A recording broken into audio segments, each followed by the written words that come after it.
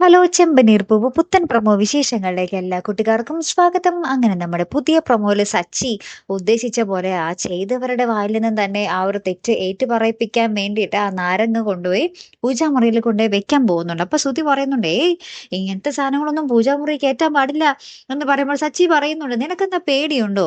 ആ സ്വർണം എടുത്തവരുടെ വായ 48 മണിക്കൂറിനുള്ളിൽ കോടി പോകുമല്ലോ എന്നൊക്കെ പറഞ്ഞിട്ട് സച്ചി കൊണ്ടുപോയി ആ നാരങ്ങ പൂജാമുറിയിൽ കൊണ്ടുപോയി വെക്കുന്നുണ്ടേ.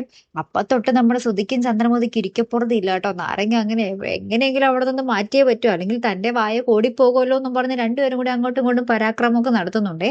പിന്നീട് നമ്മുടെ രേവതി ഏറ്റവും ലാസ്റ്റ് നമ്മുടെ സച്ചിനോട് ഇങ്ങനെ ചോദിക്കുന്നുണ്ട്, സച്ചിയേട്ടാ, അത് വല്ല നല്ല സ്വാമി തന്നെ തന്നതാണോ അല്ലെങ്കിൽ വല്ല കള്ളസ്വാമിയോ? കള്ളസ്വാമി ആണെങ്കിൽ അതിന് ഫലമൊന്നും ഉണ്ടാവില്ല കേട്ടോ എന്ന് പറയുകയാണ്. എന്നിട്ട് നമ്മുടെ രേവതി ആ സ്വാമിയുടെ പേരെന്താ എന്നും ചോദിക്കുന്നുണ്ട്. അപ്പൊ സച്ചി പറയുന്നുണ്ട്, സച്ചിദാനന്ദ സ്വാമി എന്നും പറയുന്നുണ്ട്. അപ്പൊ തന്നെ നമ്മുടെ രേവതിക്ക് മനസ്സിലായി ഇത് സച്ചിയുടെ കുബുദ്ധിയാണെന്നേ.